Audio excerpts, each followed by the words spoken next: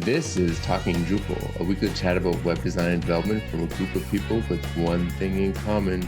We love Drupal. This is episode 322, Camp Planning. Welcome to Talking Drupal. Today we're talking about camp planning with April Sides. April is a senior developer at Lullabot, lead organizer of Drupal Camp Ashville, and a member of the Drupal Community Working Group Health Team, as well as a member of the Allied Talks virtual meetup team. April, welcome to the show, and thank you for joining us. Thanks for having me. I'm Nick Laughlin, and today my co-hosts are, as usual, John Picozzi. What's new with you this week? So one thing, I'm reading a book, but before we jump into that, I just want to call out that if you listen to the show, we said Drupal twice because I think last week I either faded off and didn't say Drupal in the intro, or my mic didn't pick it up. So that's why we're emphasizing the Drupal this week. As for me, I'm reading a book, which I know listeners, you are like, wow, he's reading a book. That's impressive. It's actually something that I've started doing more. It takes me a long time to read a book, but I have finished a couple of books since the last time we talked about me reading a book. Anyway, book I'm reading right now is called Drive, The Surprising Truth About What Motivates Us by Daniel Pink. And I may have talked about the other book of his that I read, which was To Sell is Human. But the interesting thing about Drive is it's talking about motivation, what motivates us. And it actually talks about open source a little bit, and the fact that what motivates people to contribute to open source is not necessarily money related or tangible. It's just kind of like this thing that you're doing something good and you're getting like good vibes out of it. So I thought that was interesting because it's more of like I think it's Daniel Pink's more of like a sales advisor type of person. So to have a book of his talk about open source a little bit was interesting, and it's actually really interesting to kind of read through and kind of understand a little bit better about what motivates us. So as I keep reading, I will maybe provide another update, but I will put a link in the show notes if anybody wants to check the book out. This is going to become like the weekly web design book club again. No, because I'm only on I'm not even through chapter 1 yet, so I'm sure this book is probably going to take me well into the new year to finish. So, well, it'll be nice to hear some updates. So, April, thank you for joining us again. What's new with you this week? Yeah, so last week somehow I got my hands on a new MacBook Pro with the M1 chip. So this weekend I did a migration, which maybe people are saying, boo, don't do a migration. Did it anyways. So far so good, except for like the site that I'm working on, the Docker containers are not working properly because of the change. And my Logitech mouse is not configurable for some reason. But other than that, it's nice. And maybe I could have just gotten that from upgrading the operating system too, but yeah. I'll be interested to hear how Mutagen works, because I've heard that that's kind of the magic of the M1s, at least with Docker. Right, and I didn't have enough space on my other Mac, so I was always fighting for space with Docker. So I'm excited I got the 1 terabyte, so I'll have some more space to try out Mutagen. Oh, nice. There's a command. Maybe this will be my update in a couple of weeks, but there's a way, especially if you use something like Lando, you end up with a lot of like extra containers and images on your machine that you don't need. And there's a way to clean them up. So Your system prune. Yeah, I think it's prune, volume prune, or container image prune. It's one of those. But the first time I ran that, I think I cleared like 100 gigabytes or something. So that can be a real space hog. Yeah, I was having to do it pretty often. Docker system prune just to get rid of stuff. Okay. Yep.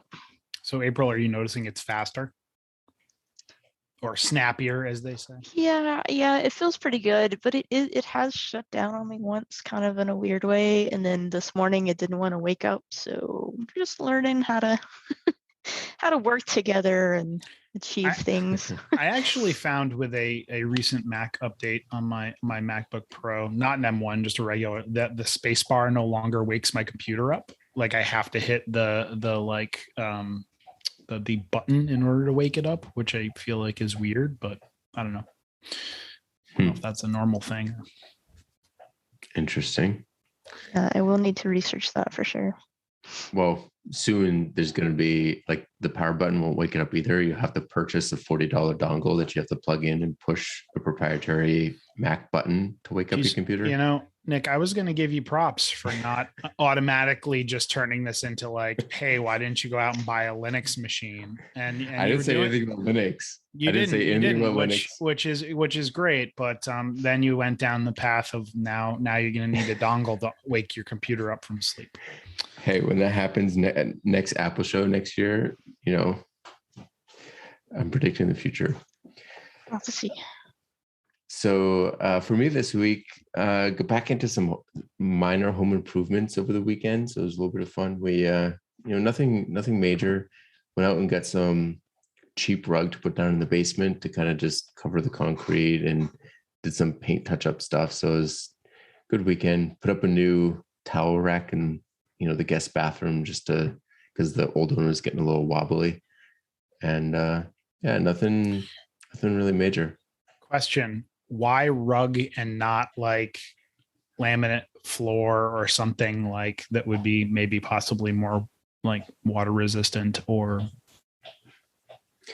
yeah, because we're not like finishing it permanently at the moment. We might do that in the future. And if we do, we'd probably do some sort of engineered or floating, and not laminate per se. So we chose the rug because it's like a commercial rug that's like, I think we got 20 square yards. So it was like $100. So it's ultra cheap. Yeah, that's good. And yeah, it's just to kind of keep it from being cold concrete when you're down there. And something that we don't really worry about. Like our basement doesn't get wet since, so we're not really super concerned about that. But also if it did happen to flood, this is something that we wouldn't really be worried about losing. Sure. So we do have a module of the week this week. It is DropzoneJS. DropzoneJS is one of those modules that just kind of integrates a JavaScript library, which is called Dropzone as well. So it's a pretty cool module, or a pretty cool library. It's the one that allows you to drag files over a spot in the browser and have them upload to a file field. So I have a client that has a gallery that they upload every year. It's an extremely large gallery. It's usually a good 80 to 100 images. And they use this to be able to upload them, quickly and easily, and then just kind of add alt tags to all of them. We actually did, I think I've talked about this gallery before. I had to do some work to make it performant because, you can imagine, 100 high quality images loading at once would take forever and would never load on mobile.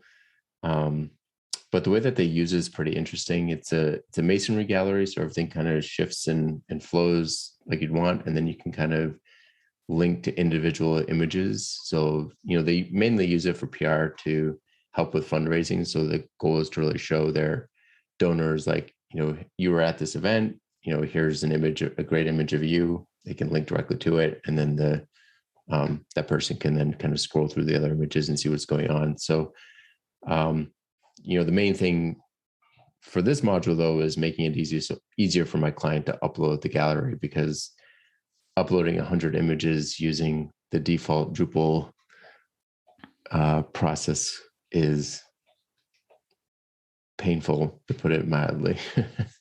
Very tedious, very painful.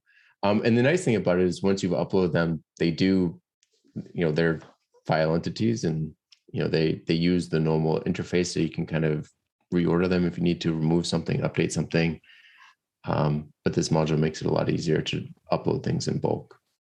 It's interesting because the last time I used this, it was with Entity Browser, and it was before media was in Core, I think.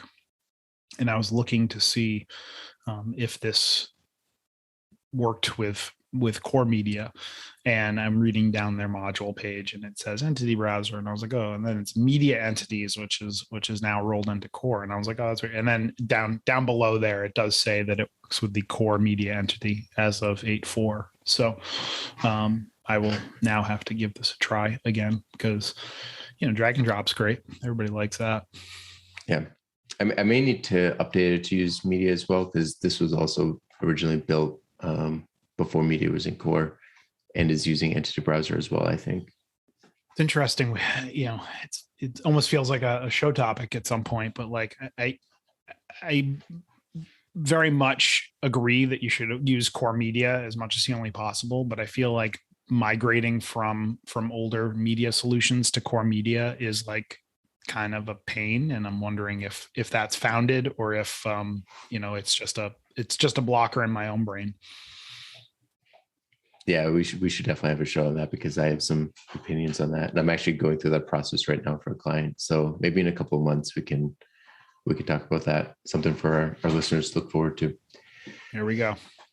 So moving on to our primary topic this week is, I think this is a perennial topic. I think the last time we talked something about this was with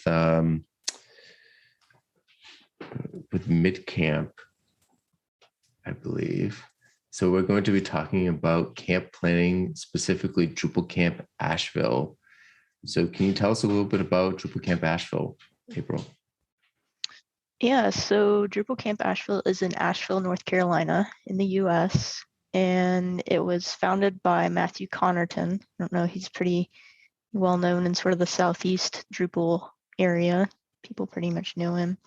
So he started it, and that was, I was actually working at the college where it was going to be hosted, and it was like employees can come for free. And so that was actually my first introduction into Drupal, and kind of hedged us into choosing Drupal because we had some local people that we could reach out to if we had questions and things like that. So that was in 2015, I think. No, wait. 2010 is when we started, because we just celebrated our 10th camp this past summer. Oh, wow. Yeah. And then he moved to Ocala, Florida, and I kind of stepped into that lead organizer role in 2015. So I've been doing this for now 6 years. Oh, wow. Wow. Did the math this morning. Yeah, I think we started NetCamp in 2014. So yeah, about the same time. And yeah, sometimes you look back and like, I can't believe it's been 6 years, 7 years. That's where did the time go? It's a long run. Exactly.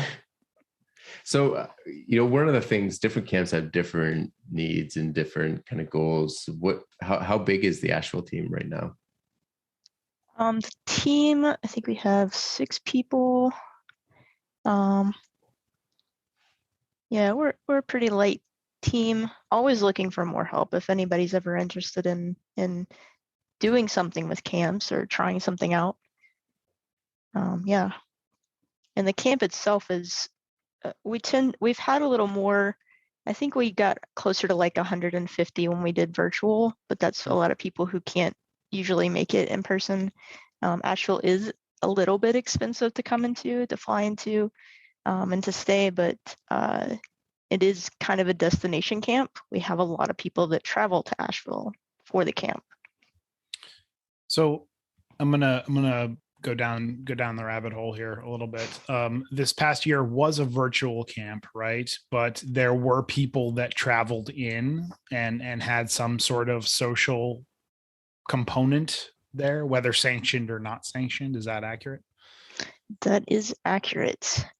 We were missing our people, and that was the summer. So we were typically at the beginning of July.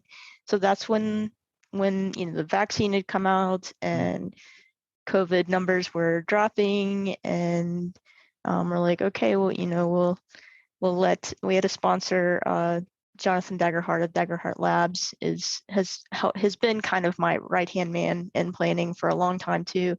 And so they sponsored a little gathering outdoors, locally, and that was really great. It was so great to hang out with people, for the people who could come, and otherwise they would, if they were at a Airbnb, they were joining online, and then we would hang out afterwards. Right. So yeah.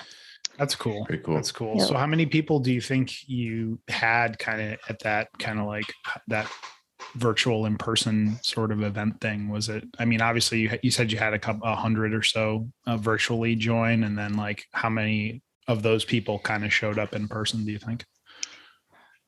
I'm going to guesstimate like 20. Some people were local and some people were from Chattanooga. I think we had one person from Chattanooga. Yeah, so yeah, I'd say around 20. Okay. So like me, about a quarter. That's pretty good, I think. Yeah. And it was all very last minute, like, because nobody knew what it was going to be like. Just like, we're still kind of, uncertain. So it was a little bit last minute, and I'm really glad people came out. Yeah, it's definitely uplifting to see that like things are moving in that direction. We're gonna probably dive into this a little bit more, but before we get into that, I do want to ask a question about this topic. Right, when we were discussing topics, you said, we can talk about camp planning. That's kind of my jam, and I'm just curious why you feel camp planning is your jam. That's an excellent question. Let's see. Well, I've always been into like event planning. I'm not super social, so it's also kind of weird for someone who's not super social to like be planning these big events and bringing lots of people together. But I think I bring a unique perspective to it as well, because I don't want people to be left behind or feel uncomfortable socializing, and so I kind of bring that perspective. But I've done like extravagant children's parties around Harry Potter themes and such like that. I think what really pulled me into it was I went to my first Drupal con, and that was in Austin, and that was when they had the icon was the Drupal icon as a bat for Austin. And I don't know, I just really liked that whole thing, like, the whole, everything, the exhibit hall, and just like all the things that happen. And I mean, I didn't really go to the after parties too much because I wasn't a partier yet. So I didn't have those experiences exactly, but I was like, I want to get involved with our local camp. I want to, I just want to help out. And at the time, our logo was actually the Drupal icon with a beard and glasses to be kind of like hipster Ashville guy, nerd guy, or whatever. I don't know. Funny. That was kind of that. But I was like, yeah, we should probably be a little more inclusive. Is it okay if I take a stab at like a redesign of something? And that's kind of the origin of the Drupal bear, which is our logo, to be more inclusive. And then I just wanted to get involved. I've always done like graphic design and like printing and things like that. So I think one of my first things is I worked on the badges, and worked on that.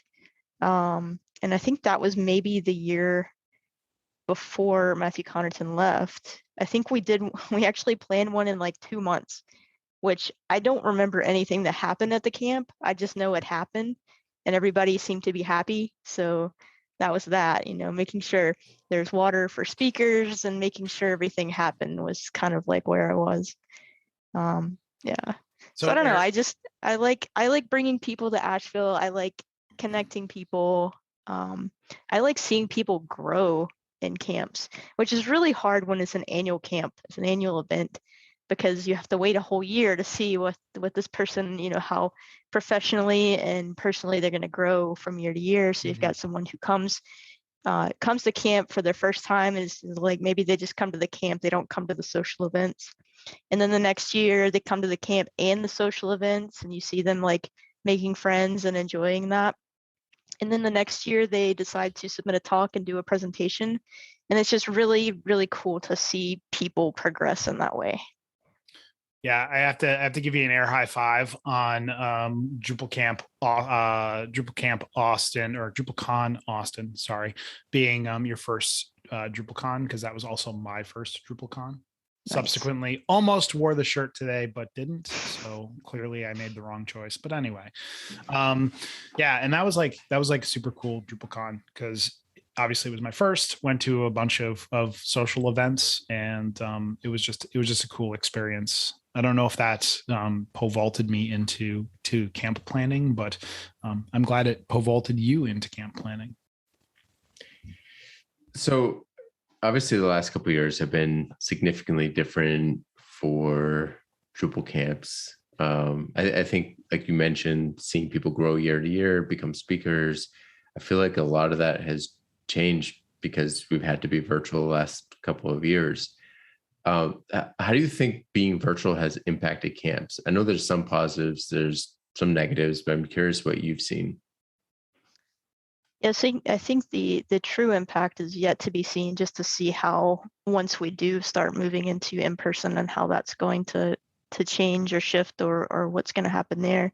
I think it's had both positives and negatives. I think for positives, we've had people from India come to our camp, even though it's on our time zone, they stay up late and they've been able to participate with camps and meet people in other locations. So just, I guess, more accessible to people who aren't able to travel to these events regularly. I think, and this is also, I've had different conversations with people. Like I get super nervous when I'm talking. I think more so when I'm in person, because everybody's there. But when I do a virtual one, I'm still nervous, but like I actually am more comfortable presenting virtually.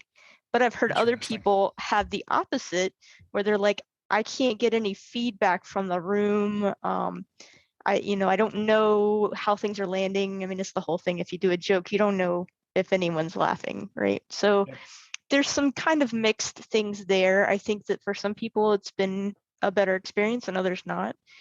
I think you all are doing a BoffCon this year, and I think that that's really cool, because it's hard to sit and watch presentations all day on Zoom, for sure, or whatever platform.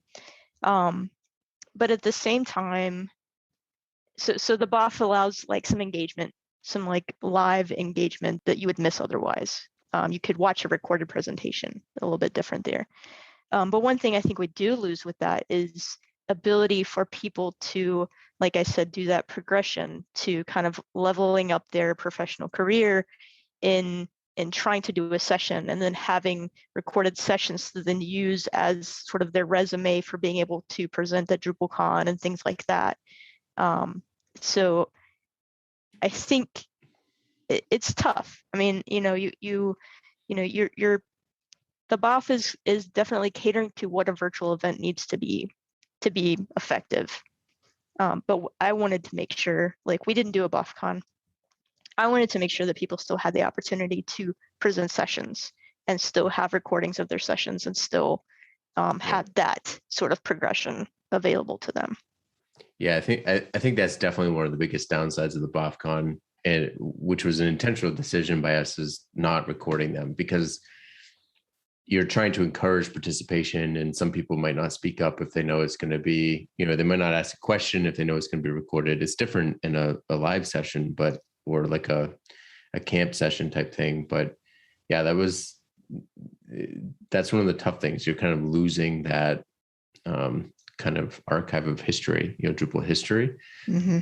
But at the trade-off is that you do get a lot more participation. I think that was one of the big takeaways last year, was being like the time each session, quote unquote, or each BOF felt so short, even though they were almost an hour, because everybody was participating. You had 8-10 people in the room, and everybody's asking questions or giving their feedback or giving their opinion. And it was just so much more interactive. Mm-hmm. Whereas, just sitting, listening to a presentation or a webinar is just much more removed. I mean, I think as a participant, I definitely agree with you. Or let me rephrase that. I definitely am on the side of feedback is important when presenting, right? And like not be presenting to kind of like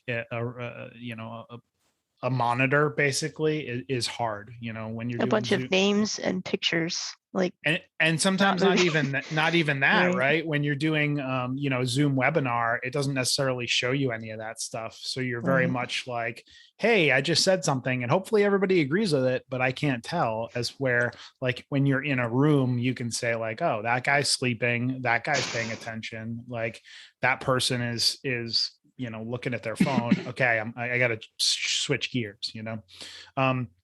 Curious, you had talked about kind of people building up that resume of talks and whatnot. Have you ever used or heard of Noticed? Yeah, I use that. Yeah, so do I. And I think it's super useful. We'll put a link in the show notes because it's kind of a funky URL, but it's super useful for just keeping track of like your speaking history. And that's what they do basically. So I keep all my presentations and all my videos and everything there, which makes submission to new events very easy because I'm like, just go here and look if you want to see examples. So talked about virtual events.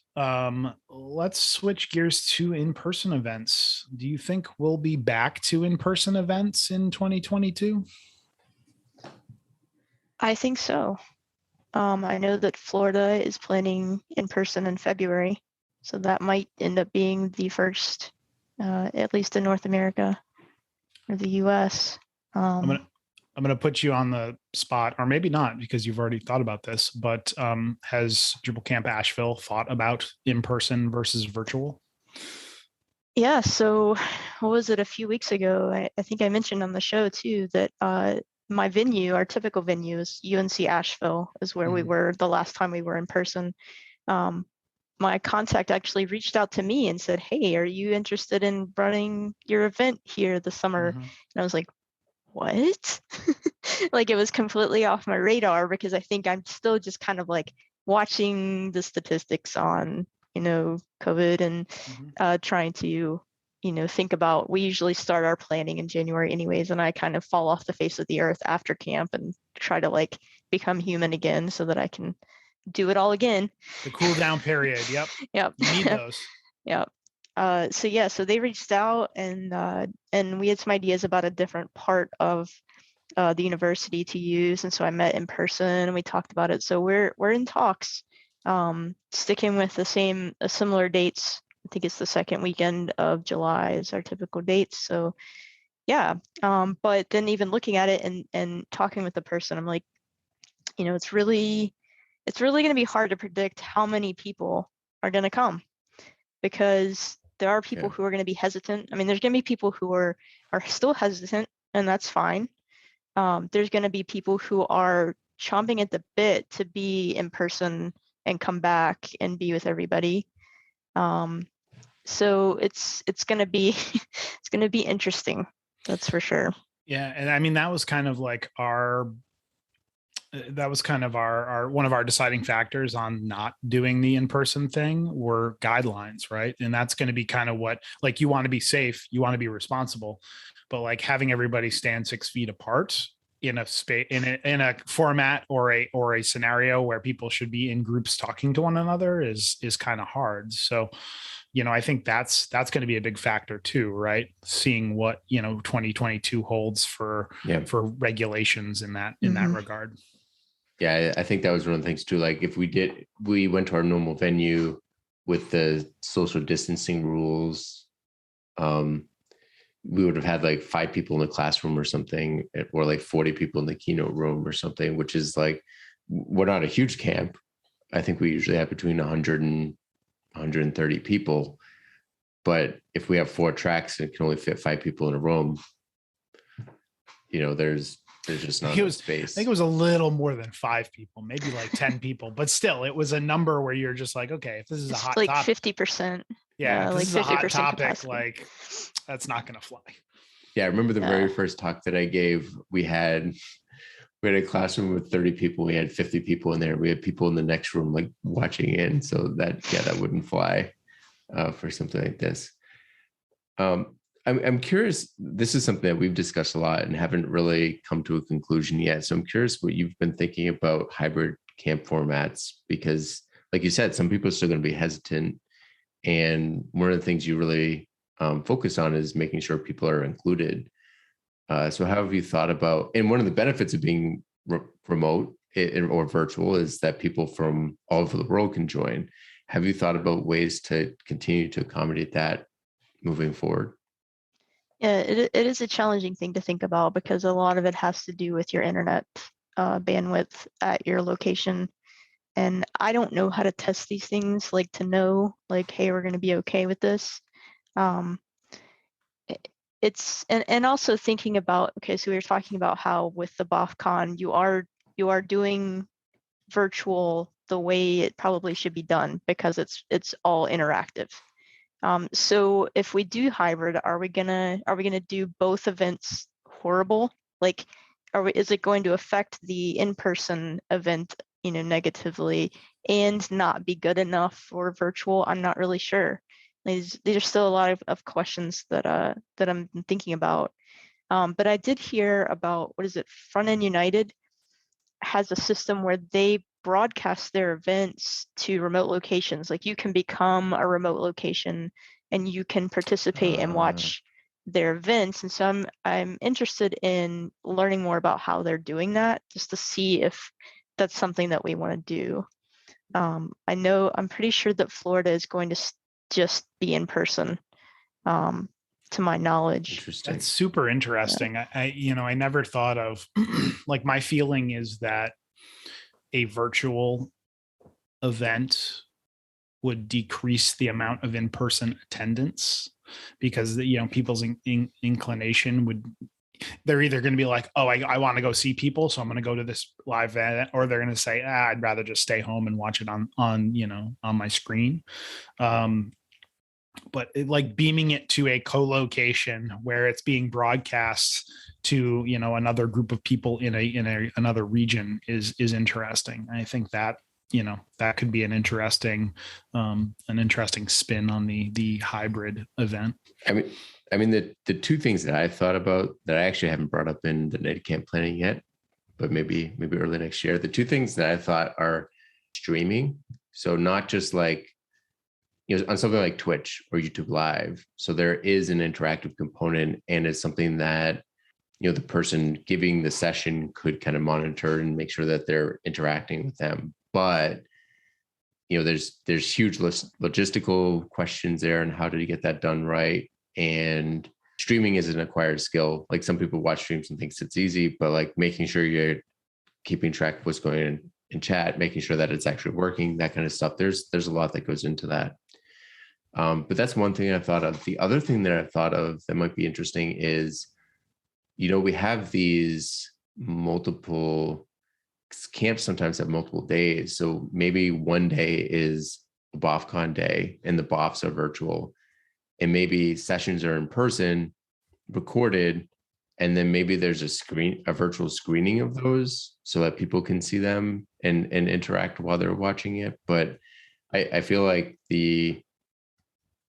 it's a tough question, and it's not something that, I have the answer to myself, but it's definitely something that I've been thinking about. How do you accommodate people that are still going to be virtual without having the people in person suffer, and vice versa? Because I feel like just having people like tune into a Zoom that's pointed at the front of a room would just be the worst of both worlds, because people aren't going to be able to hear very well if they're on the Zoom. They're not going to be able to ask questions easily. So yeah, it's a tough question. I'm interested to see how people solve that, because in the last 2 years, there's been a lot of stuff for virtual camps that have come out, and I'm sure a lot of those tools like Hopin and Zoom will start to adapt to like these hybrid formats at some point. So I'll be curious to see how people start to. It'll be interesting to see too if they start doing more like, because I know some camps have done like pre-recorded sessions and then they have basically a Q&A afterwards. Like, if camps start moving towards that, where it's like, here, watch this video, and then, hey, we're gonna have a live Q&A afterwards. That could be something where it's more more of a hybrid approach, I guess, where you're in a room watching a movie together, basically. I don't know. Yeah, one thing I do know is that to do both, you're going to need a lot of people. You're going to need a lot of volunteers to help with both virtual and in person. So if you're out there listening and you want to see this at your camp, volunteer for your camp. See what ways you can help do these sorts of things. Yeah, we can always use your help, even if you don't want to be an organizer that meets every couple of weeks or every month or every week leading up to it. Like, we always need volunteers in the days and weeks leading up to it. And I found that to be more crucial in virtual too, so that we have like a host that is there to make sure that the speaker's there, to make sure that everything's working out, to help facilitate questions and things like that. We've not had really hosts in person, but I'm hoping that we can carry that over into in person and have someone that can introduce the speaker and it be a little professional in that way. And then just to have assistance for speakers. Yeah, I guess we've been lucky in the fact that we've grown our camp in such a way where we have team members that are handling different aspects, and that on the day of, they're all willing to show up and pitch in and help out. So, but always need more people and volunteers. So last week's show, we talked a little bit about neurodiverse inclusion. And this is one of the topics that you wanted to discuss today as well. And so I learned last week what that was. But for folks that may have not listened to last week's show or don't remember, can you explain what neurodiverse inclusion is and why it's important? You're going to put me on the spot again and make sure I get this right. Hey, listen, your description last week was great. So go for it. Yeah, so I mean, there are people whose brains are just wired differently. And it is a spectrum of people. I think last week I said usually diagnosed, but you could be neurodiverse and not know it. It's something that you're born with, the way that your brain works. And this covers, like ADHD, I think, is in the umbrella, autism spectrum disorder. And so, with autism, there's a full spectrum of people who think differently, and their knowledge and experience are helpful to us. They could be they could not be able to speak, but their experiences, they can still work, they can still have experiences that are worth sharing and are worth listening to.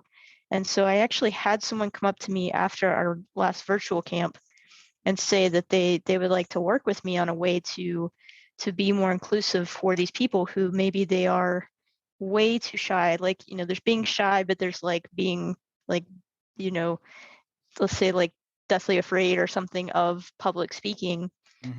Finding ways to help these folks have a voice at our camp, to be able to participate just like everyone else, whether that is a pre-recorded session that is shown, whether it's a chat-based Q&A, like what are the ways that we can accommodate, because especially in the tech space, there is a lot of neurodiverse people in the community. So finding ways to reach out to them and to help them share their valuable knowledge. I thought the topic was super interesting last week. Obviously, we were talking about diversity and inclusion, but I think it brings it to kind of a new level, right? To think about it. It's not something I necessarily thought about. Like, when you think of diversity, you think of like, look or background or something that's that you can actually see, right? But like the way somebody thinks or the way somebody learns is super relevant and super important, because I mean, you always hear about people talking about like different learning styles, right? And that's like something that everybody tries to carry over into presenting, but like just like having different neurological like learning patterns or ways of understanding is just something that like nobody really thinks about as a way of being diverse. And I think that's I think that's great. I think that's great that you guys are focusing on it. I'll be interested to see how you adapt your camp to accommodate or assist in this movement, this push. I think one of the interesting aspects about this too is that it's not just about inclusion of attendees. It's about inclusion of speakers as well. Yeah. And I presume organizers. And one of the things, if you're showing a more diverse group of speakers, that makes it more inclusive for attendees as well. I think that's been a big push in just the general Drupal organizing groups as well. Like if you diversify your speaking group, you diversify your organizing groups, you'll diversify your camps by extension. So you said somebody approached you after last camp to talk about this. I'm curious about that process a bit. Have you had multiple conversations with them about this? Have you invited them to kind of any of your organizing meetings to kind of talk about ways for, accommodation or? I plan to. We are still in what John just said, the cooling off period. I definitely wanted to reach out, hopefully this month, just because if we are going to make any, changes to our format or structural changes to what we're going to do, whether it even be talking about hybrid or anything like that, I think we need to have those conversations before January, because January we want to like hit the ground running on raising money and sort of getting everything going.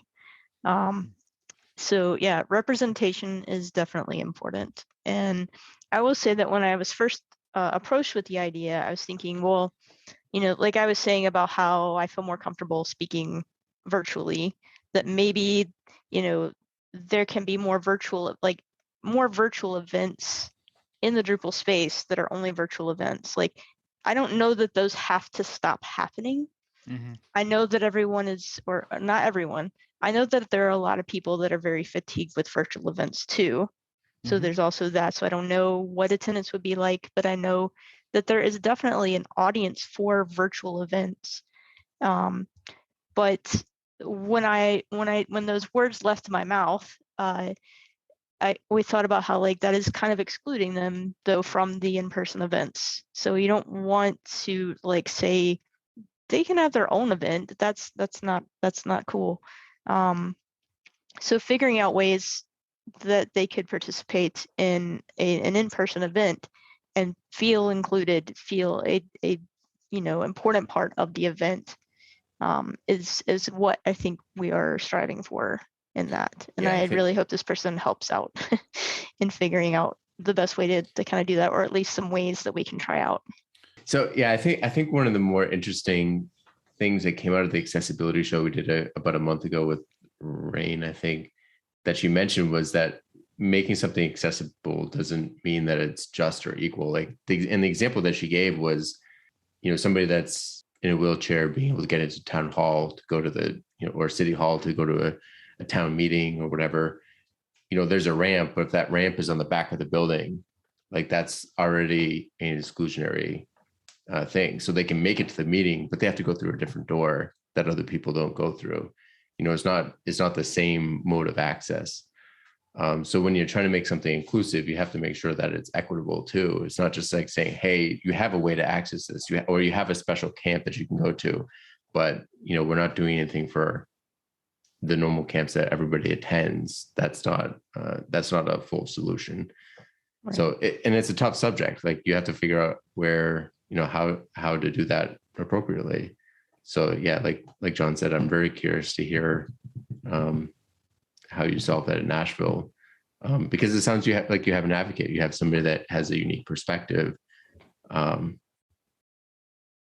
maybe we can open a conversation with them too once you kind of figure out some of the groundwork, because I think every camp would benefit from that.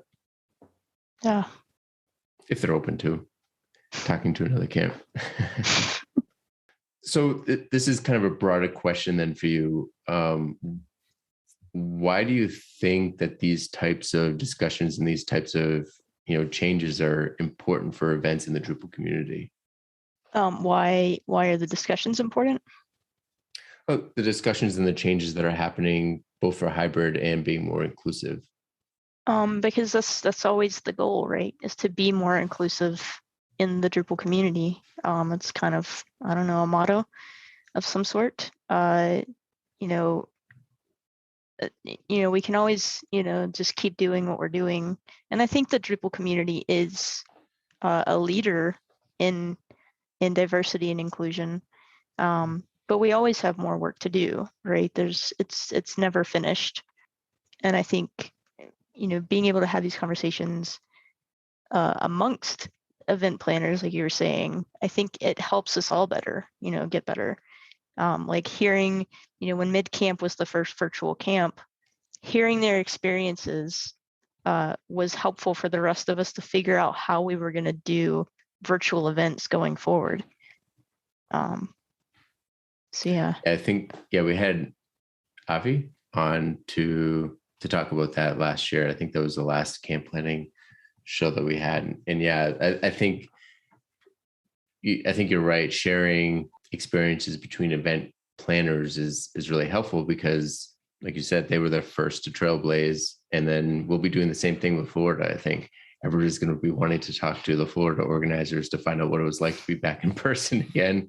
Right. And we being at the end of the year with NetCamp, we were able to kind of learn from mid-camp, from Ashville, from D4D, and see what worked. And I think D4D really departed from, I really like what they've been doing. They really departed from what a lot of other camps are doing. They changed to kind of that monthly webinar format, which has been pretty successful. But yeah, every camp has kind of a slightly different focus. Every camp has kind of solved these issues slightly differently. And I think with sharing those ideas, you get the best events for the most people.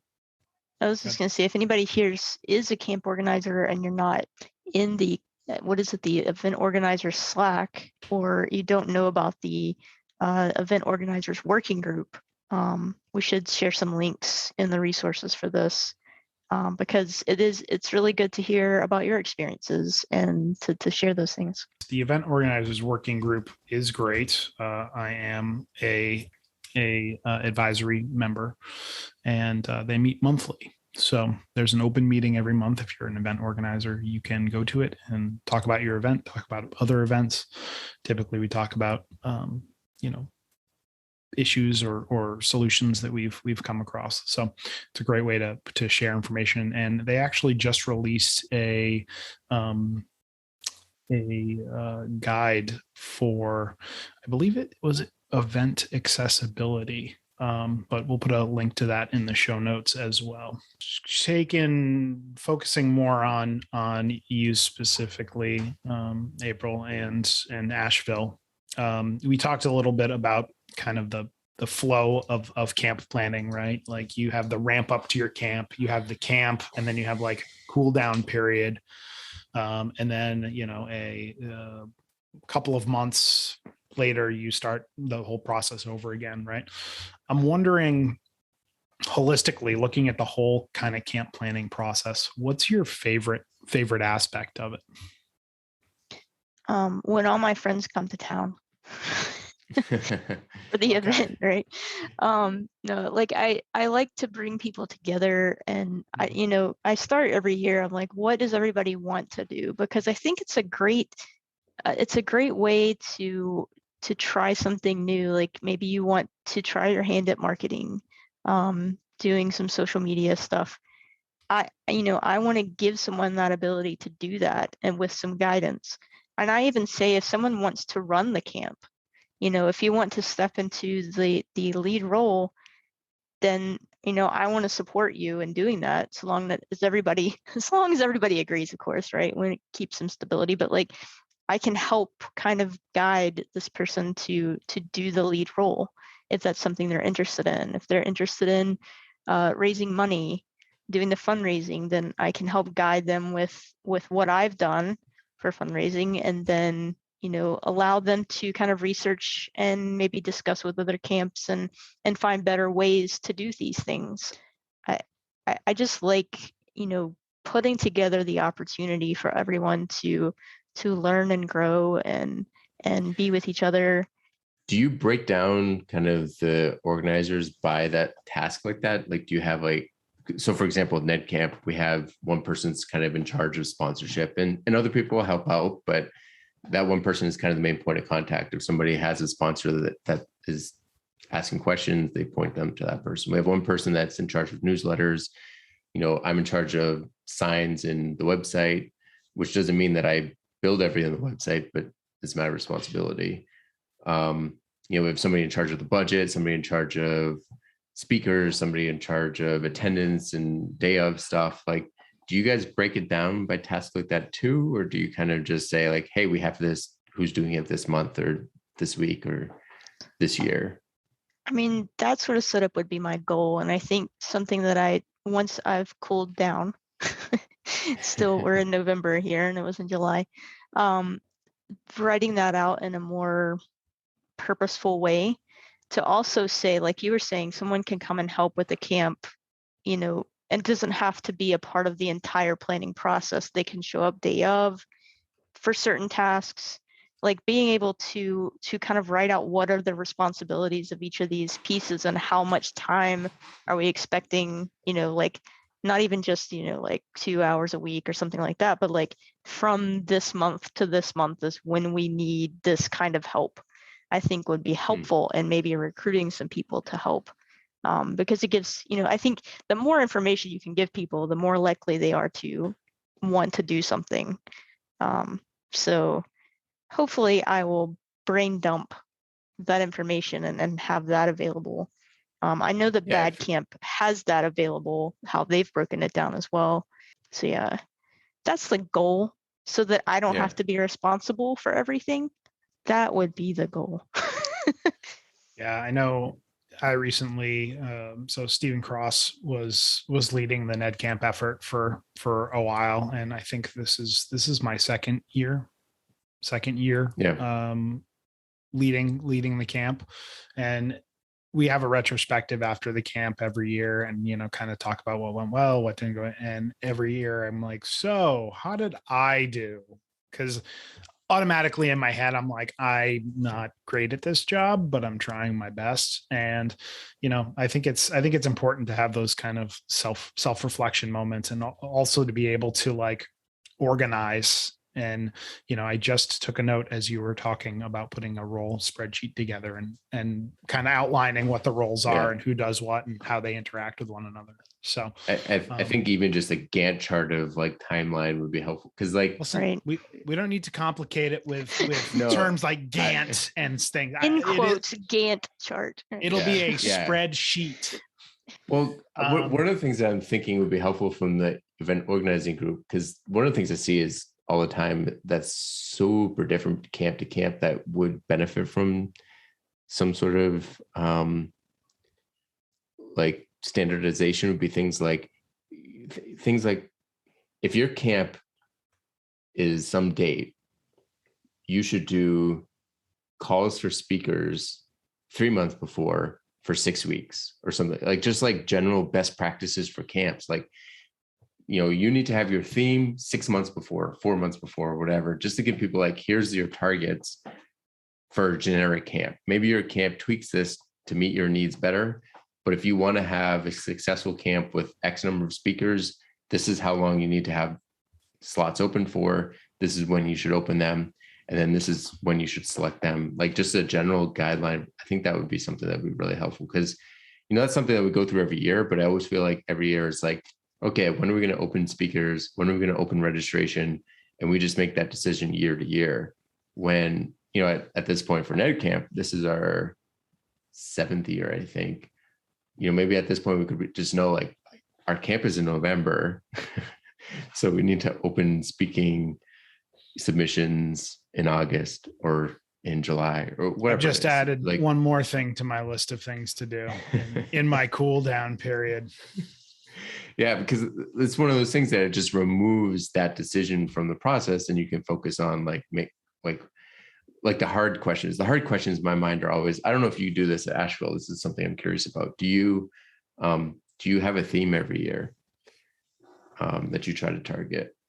I don't think that we have a specific theme. Because that's always, I think that's the most discussion we always have is what is our theme this year? Because we always try to have at least a one-track theme that kind of lines up with the keynote. And I know the first like 4 or 5 meetings, the majority of it is brainstorming that and thinking of who we would have. That and keynote speakers, those are always usually hot button topics when it comes to camp discussions. Yeah, that's always fun.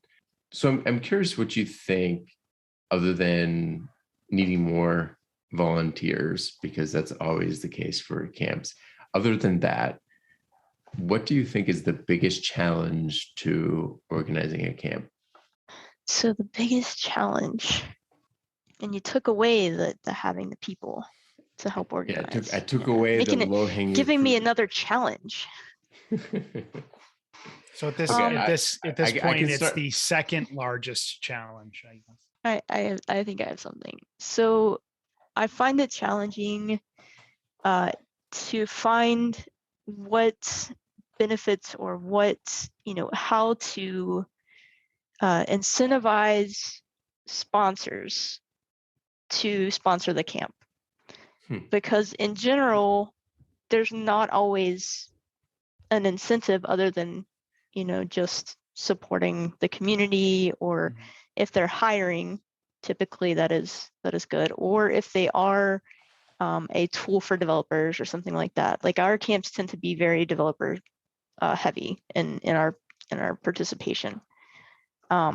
Finding out what they're looking for in benefits, what are ways to have a good partnership with sponsors. And I always drop the ball at the end of camp and being able to do a retrospective with sponsors or a survey with sponsors to find out, because I know that motivations are different for each type of sponsor. So like an agency might have different opinions than a hosting provider or something like that. So they are different, but like figuring out ways to make sure that the events are funded, because they are important. Like I see events as being a very important part of the sort of Drupal ecosystem, because, if you want developers to be a part of the community, they have to have an entryway.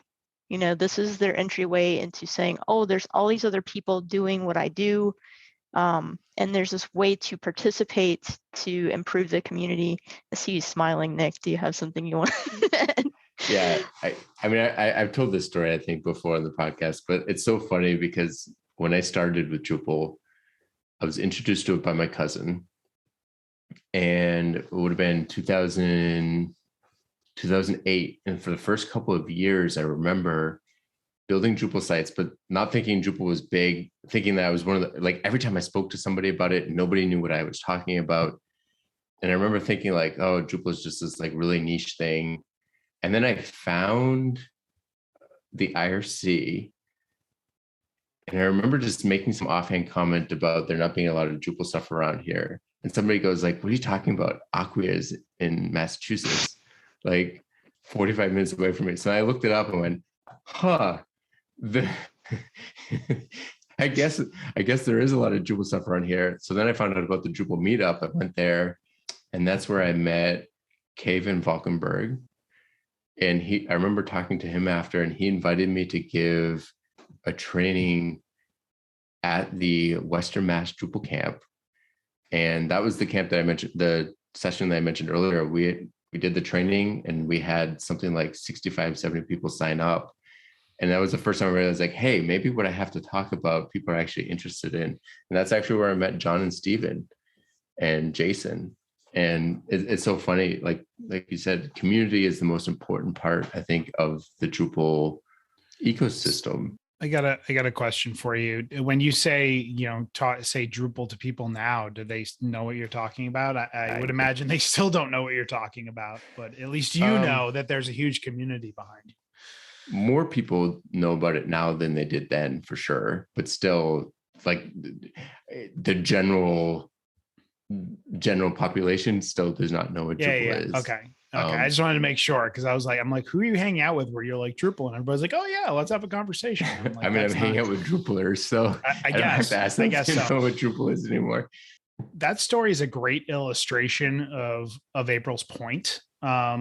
But one thing that April's challenge is highlighting for me is that a lot of sponsors, and this is my feeling, it might not actually be the case, it's just the way I feel about it, but a lot of sponsors, if they aren't looking to hire, right, they're not looking for developers, or they're not just interested in giving back to the community because it's the right thing to do.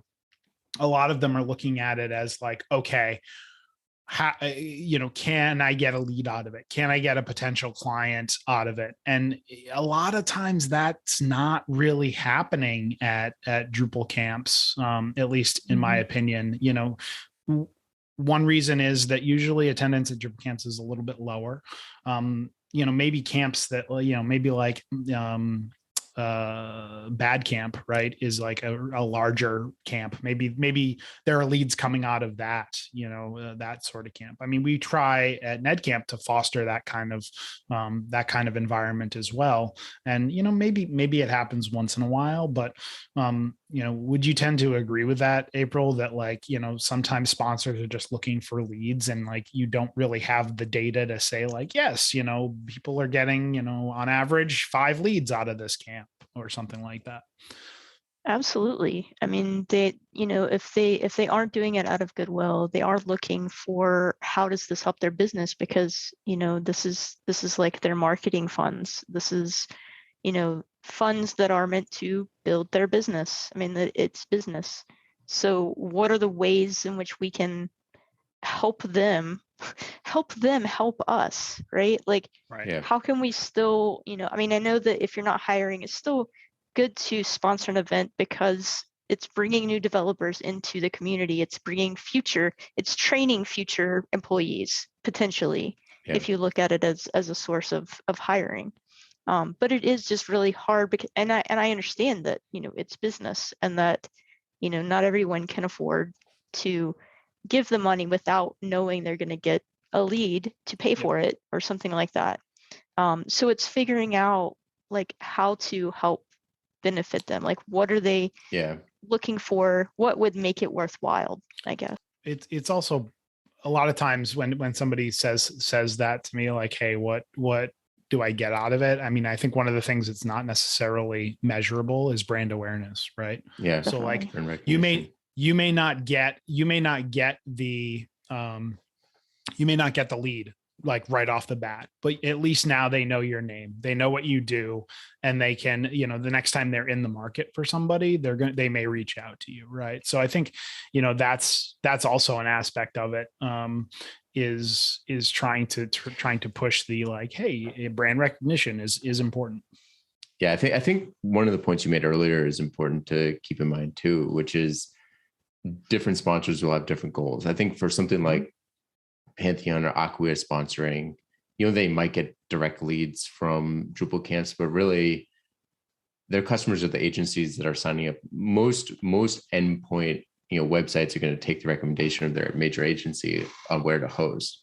And if, Pantheon wasn't taking part of any camps, then people might not think of them. Same thing for Acquia, right? For agencies, if they're hiring, that's one thing. But I think one of the really big things that Camps do that's valuable for agencies and something that would be valuable for them to sponsor is it builds their engineers, their developers network. And having that network is extremely valuable, because when you have, when you need to hire somebody else, or when you have a problem to solve, you need to reach out to somebody. If you've met that person face-to-face at a camp or in a Zoom meeting, they're much more likely to help out or even know that thing is possible. And so building that network, I think is, I don't know what your sponsorship levels are, but for NedCamp, I think that those, especially for like the virtual camp sponsorships, just that right there is valuable enough to sponsor. If you're sending 4 or 5 employees building your network, that's worth a sponsorship. And I think one thing that I feel like everybody could probably be a little bit better at is looking outside the Drupal community. That's something that, we've thought about and tried to do in past years, is like, hey, what companies are out there that aren't necessarily directly involved in the Drupal community, but are, service providers or products or, just organizations that may be useful to developers. Please. So I think the most interesting sponsor that we got this year, and they actually sponsored not just our camp, I think they've sponsored a couple of camps, but was for a pest control company. And you don't always think as a Drupal camp organizer, like you're like, oh, I'm going to go talk to Pantheon. I'm going to talk to Acquia. I'm going to talk to Platform. But you're not like, hey, let me go talk to the local pest control company, because maybe it works out. Maybe it doesn't. Who knows? But like that, those are the types of services where they were interested in a digital sponsor, right? And now they've gone out to a couple hundred people in the New England area. And like now, the next time somebody's looking for a pest control company, they're going to be like, "Oh, I remember those guys that sponsored that Drupal camp." Yeah, I think that was interesting because, like you said, I think they're one of the few people that might get direct leads. Like, I've never needed a pest control company, but if I do, I'll definitely think of them. So they're advertising in a unique space. They're not competing with other companies really there. So I think that was definitely interesting. I think they also sponsored New York Drupal camp. Yeah, it was either New York or Atlanta. I don't remember, but I saw them somewhere else and I was like, oh, cool. Interesting. It's Fox Pest Control, by the way. So the list. Now they've gotten double. You're going to add a link to the promotion. resources. Now they've gotten double promotion. Yeah, it may, and those kinds of things make it a little bit harder for a destination camp like Asheville, because our local community is not quite as large as the people who come to our thing. But I did have a realtor once, but the realtor wasn't able to come in person whenever the event happened, which I thought was unfortunate, because Asheville's a very bring your own job kind of place. So like we've got all these people who are working remotely. They love Asheville. Let's see if we can get a real estate lead here and see if this works out. So I may still look into that, but yeah. Okay. You've sold me. I'm now going to have to check out Drupal Camp Asheville. Not that I was avoiding it for any reason, but like now I want to go and see what it's all about. Yeah. I mean, we need, I think restaurants might be a good thing too, because people go out to eat after the camp and, they don't, and having their name there might make people want to go there. That might be a good one to reach out to too.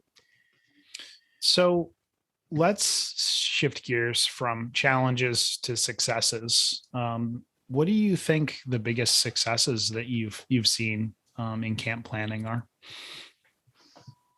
It's the stories, like Nick's story of how he progressed to where he is today because he met people in the community. I just love providing that opportunity for people to grow. I don't know how else to, and that helps the community. Yeah, that's my favorite part. The favorite part of every camp. I think there's another aspect to that progression too, because the first time you go to a camp, you don't know anybody, right?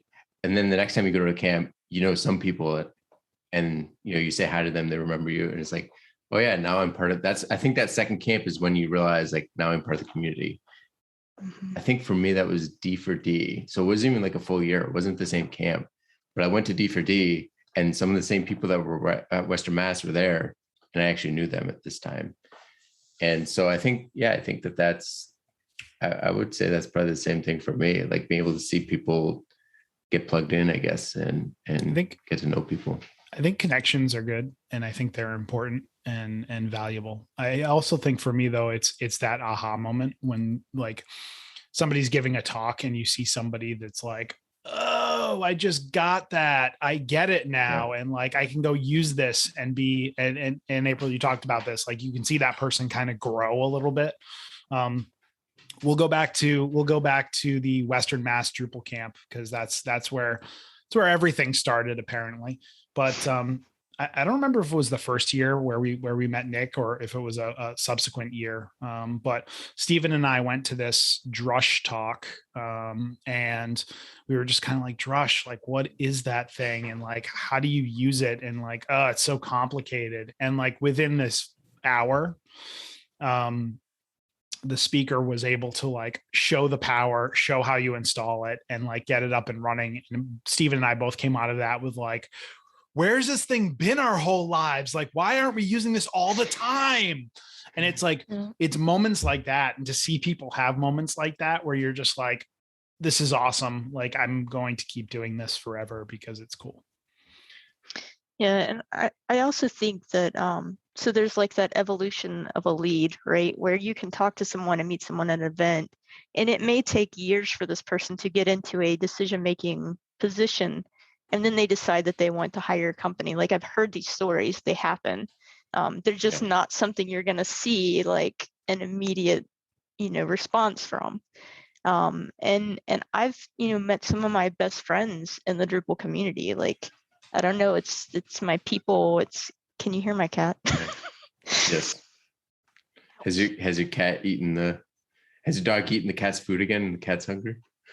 That has not happened again. Well, I think it happened one more time, and then we moved the chair completely. So she has no access anymore. So she goes to where the chair is and thinks she's going to get to the island way far away from it. Yeah.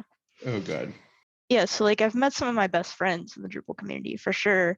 And really, I think I met those friends at social events. So when I was first going to camp, and I didn't know, like what, it's so weird how Drupal events or Drupal social events seem to be so different than other community social events.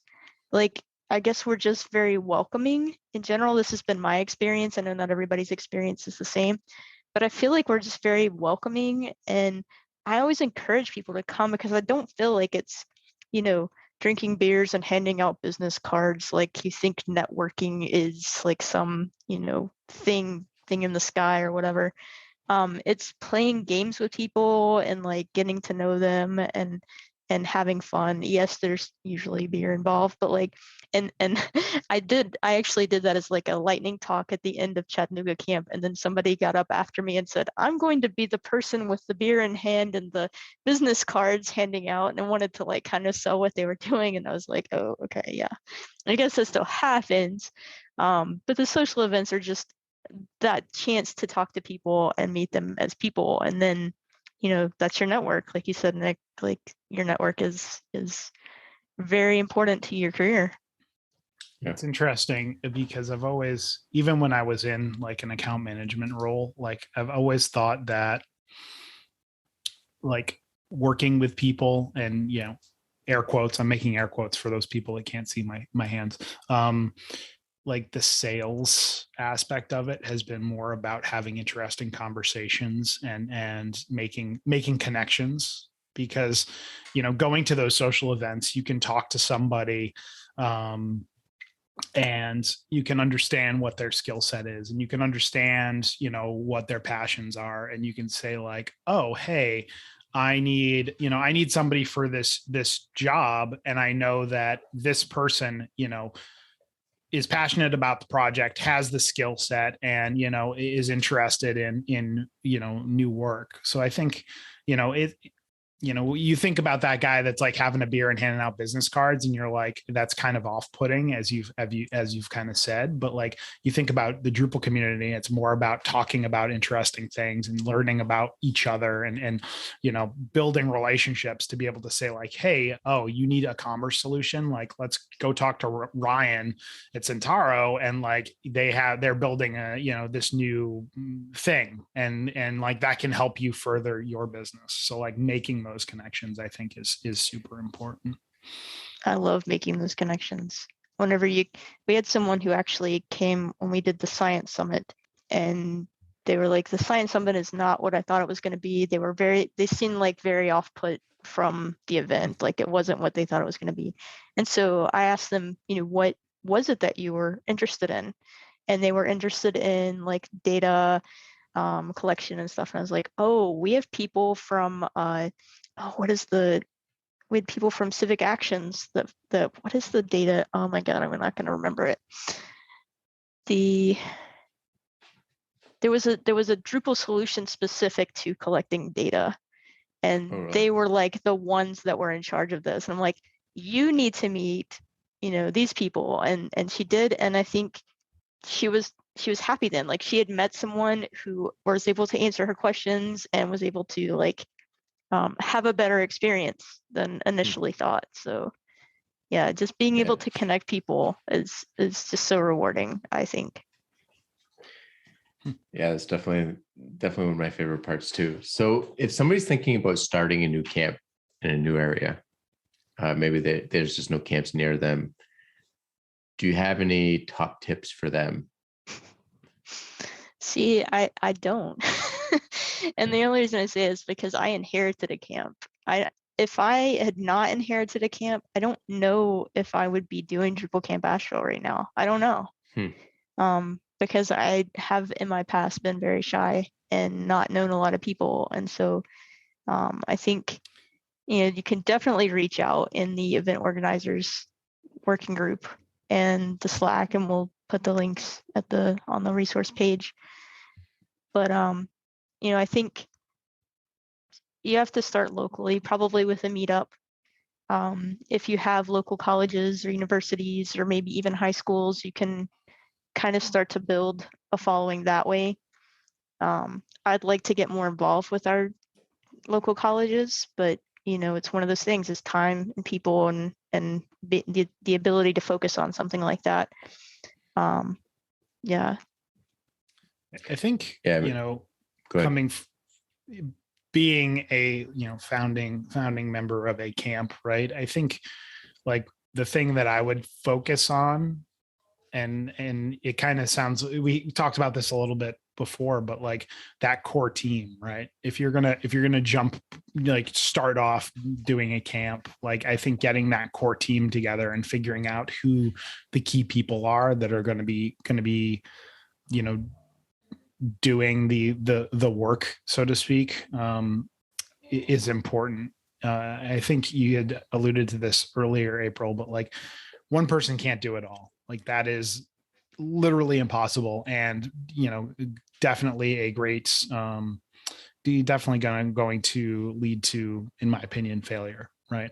So developing that core team and being able to say, okay, here's your set of responsibilities, and like let's go and do this thing, I think is an important first step, depending on where you are in the process. I think you're probably right with like gauging engagement, which is an interesting term, but I think like you want to make sure that you're putting a camp out that people are actually going to be interested in and go to. So I think both of our camps are kind of doing those things for people. At least I hope they are.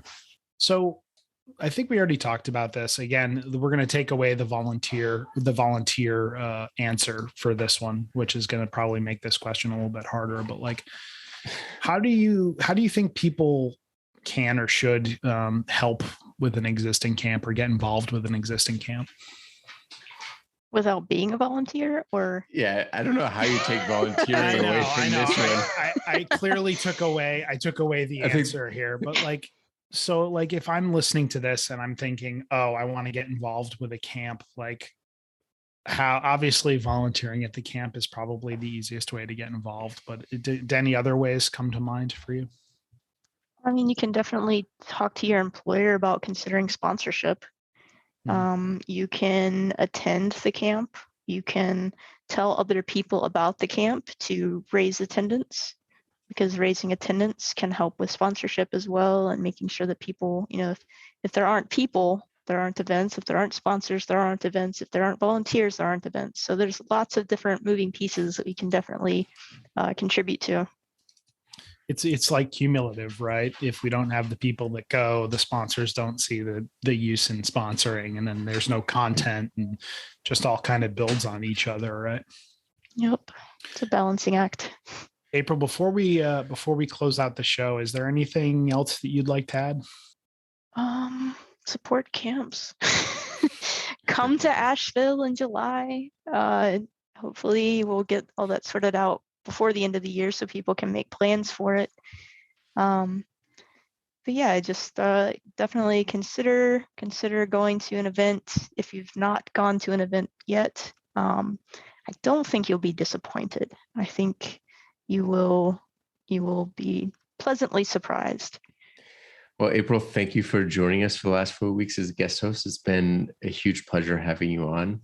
For our listeners, do you have any questions or feedback? You can reach out to Talking Drupal on Twitter with the handle Talking Drupal or via email at show@talkingdrupal.com.